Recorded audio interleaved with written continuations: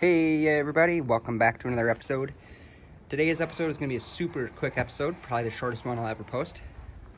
Surprise, surprise, we got snow coming down today.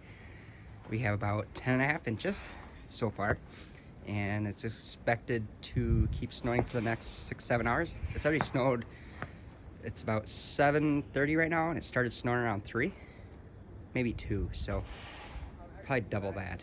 But the good news is it'll be in the 40s a little bit later this week, or next week I should say.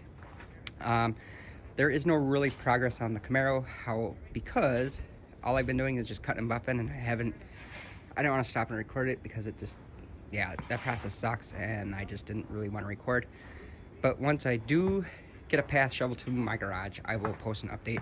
Actually, it'll probably be on my next video, hopefully next week. I'm not sure. I'm really busy with the holidays and with family and work and life and a baby and all that. So, but anyway, I just want to make this video and tell y'all that I'm not having a video this week except for this video, and I just thought I'd share this beautiful snow and yeah, everything. It's so peaceful, it's so quiet.